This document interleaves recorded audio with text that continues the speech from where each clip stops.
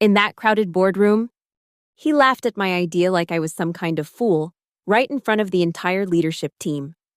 But what he didn't know, I was once the architect behind the very technology platform his company was planning to restructure. And just 3 months later, I owned everything that left him with nothing. My name is Rachel Winters, and for the past 8 years, I've been a senior engineer at Vectoris Tech. We're not exactly a household name, but in the energy storage industry, our battery technology has been the backbone of dozens of promising startups. I led the team that developed our core lithium polymer membrane technology, a breakthrough that increased energy density by 43% while reducing production costs. What most people at Vectoris didn't know was that after a private divestiture deal 3 years ago, I'd quietly invested in a technology venture fund with stakes in several startups, including holdings for key industry patents. I never flaunted my financial position.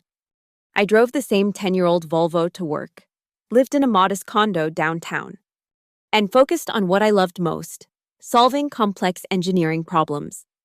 Everything changed when our board decided we needed to commercialize aggressively. They brought in Grant Maddox, a 39-year-old rising star from Paladin Venture Capital. Known for turning academic innovations into commercial successes, his reputation preceded him: Harvard Business School, McKinsey consulting background, and a string of successful exits in the tech sector. We need to shift from theoretical achievements to market dominance, Grant announced at his first all-hands meeting. He stood at the podium in his immaculate navy suit, scanning the room with calculated confidence. Some of the engineering solutions currently in development here are outdated, too academic, not profit-oriented. I felt his dismissive glance land on me when I raised my hand to ask about our ongoing R&D projects. We'll be evaluating all current initiatives, he said with a tight smile. Some will continue, many won't. Over the next few weeks, Grant systematically pushed me to the margins. First, he excluded me from strategy meetings I'd previously attended. Then came budget cuts to my team, organizational streamlining, he called it. Finally, he reassigned 2 of my best engineers to work on what he termed commercially viable projects. I tried to adapt. I prepared a comprehensive presentation outlining a new technical strategy that would maintain our innovation edge while meeting his commercial objectives. The day I presented it to the leadership team became the turning point. This is precisely the problem with Vectoris, Grant interrupted halfway through my slides. We're so caught up in engineering elegance that we've lost sight of market realities. He walked to the front of the room, effectively taking over my presentation. Look at these projections. 3 years until commercialization, the market will have moved on by then. But the energy density improvements would, I began. Rachel, he cut me off, his voice dripping with condescension. We're not running a research lab here anymore. Laughter rippled through the room as several executives, most new hires, nodded along.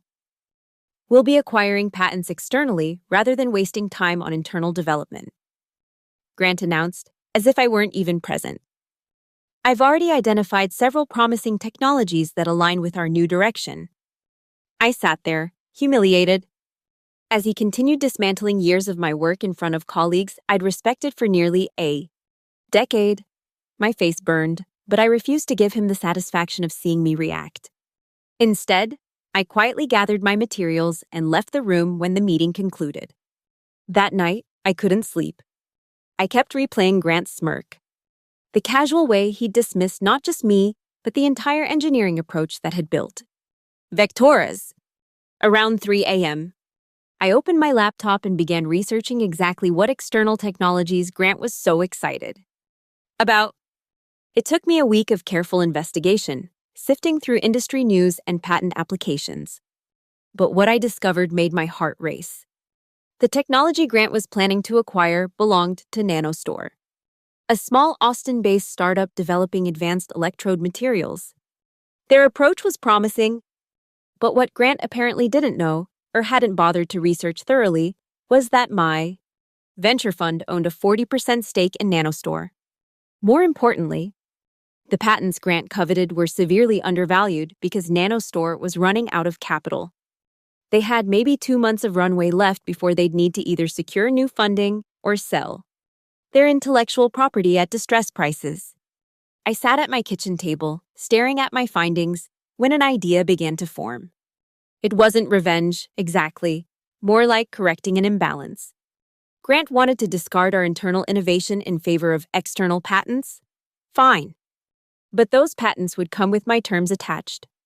I called my financial advisor the next morning.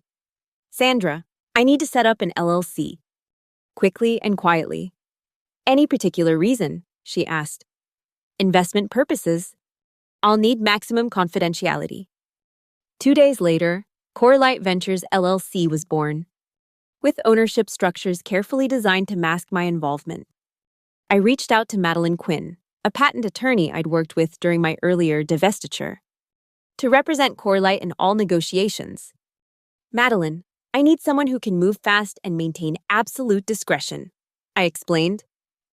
Those are my two specialties, she replied. Send me the details. While Grant was busy restructuring departments and cutting R&D budgets at Vectories, Madeline approached NanoStore on behalf of Corelight Ventures. Their CEO, desperate for cash to keep his company afloat, was receptive to our offer, especially when we proposed a price 30% higher than market value, with a provision for ongoing royalties. This is unusually generous, he remarked during our call, where I participated silently as an unnamed Corelight advisor. We recognize the true value of your technology, Madeline replied smoothly. We simply request accelerated closing and complete confidentiality until the deal is announced. Within 3 weeks, while continuing to work at Vectories and watching Grant systematically dismantle the engineering culture I'd helped build, I became the beneficial owner of the very patents he planned to acquire. The final papers were signed on a Friday. Grant scheduled a press conference for the following Monday. I called in sick that day, the first time I'd done so in years, and watched the live stream from my living room. Vectoris is entering a new era of innovation through strategic technology acquisition, Grant announced to the assembled reporters. We are in final negotiations to acquire breakthrough electrode technology that will revolutionize our product line and market position.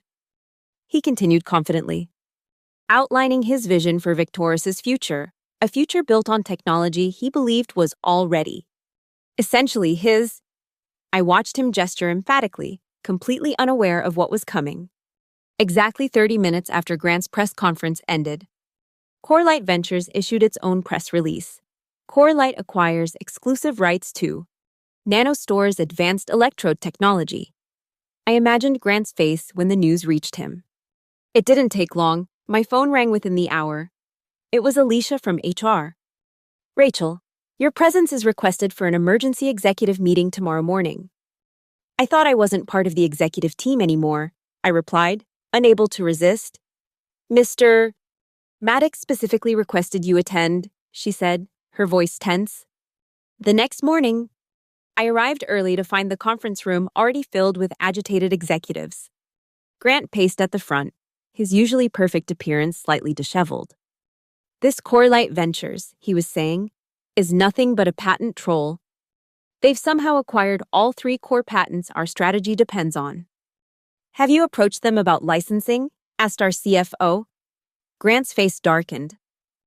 They're asking 10 times what NanoStore initially indicated. It's highway robbery. Who's behind Corelight? Someone else asked. That's what we need to find out, Grant snapped, finally noticing me at the back of the room. Rachel, since you're so knowledgeable about the technical aspects, perhaps you can help us evaluate alternatives to these patents. The condescension in his voice remained, even in crisis. I stood up slowly.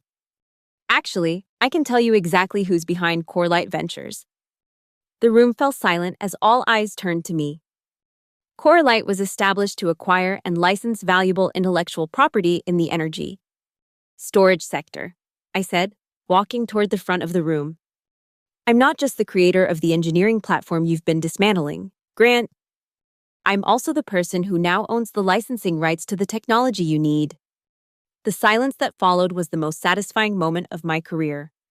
Grant's face cycled through confusion, disbelief, and finally, anger. This is a conflict of interest, he sputtered. It's corporate espionage. Our legal counsel, Janet, who'd been with Vectories long before Grant arrived, cleared her throat. Actually, if Rachel acquired these patents through legal means and with her own resources, there's no corporate policy violation. Our non-compete specifically excludes passive investments.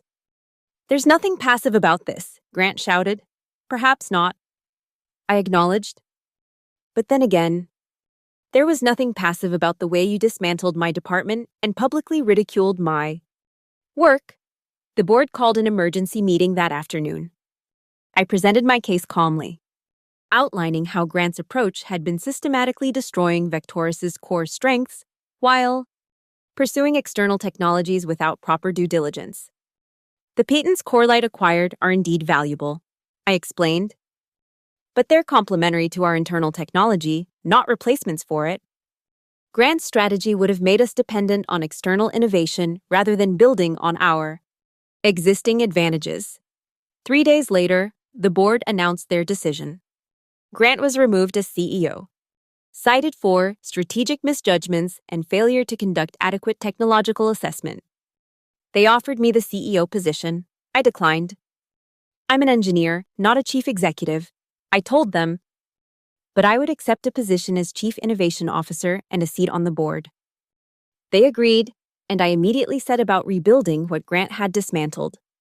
I brought back the engineers who'd been sidelined, reinstated our core R&D projects, and integrated the nanostore patents into our technology roadmap. The combination of our existing technology with the newly acquired patents created a comprehensive solution that neither could have achieved alone. 6 months later, Vectoris unveiled its new business model. We would continue manufacturing our own products while also licensing our expanded technology portfolio to partners in adjacent markets. Revenue projections tripled. My story began circulating in startup circles as a cautionary tale about underestimating the quiet person in the room. I received speaking invitations, investment opportunities, and acquisition offers for Corelight Ventures. I declined most of them. I wasn't interested in fame or even in expanding my wealth significantly. What I valued was creating something meaningful and being respected for my contributions. Last week, I heard through industry channels that Grant had launched a new energy storage startup. Among his first actions was approaching Vectoris about licensing our patent portfolio. I personally reviewed his application. The licensing fee I approved was fair, neither punitive nor discounted. Business is business, after all. When he came to sign the papers, we met briefly. He looked uncomfortable but maintained his composure. You've built something impressive here, he conceded. Thank you, I replied. It's what I was trying to tell you a year ago. As he turned to leave, I couldn't resist adding, Grant, you once laughed at my ideas. But now, to stay in business, you have to pay to use them. He didn't respond, but he didn't have to. We both knew who had the last laugh. As for me, I go back to my lab most days, working with my team on the next generation of energy storage solutions. My office is nicer now, with a view of the city, but I still drive that same old Volvo. Some things change after becoming the most powerful person in the room, but the joy of solving complex problems never does.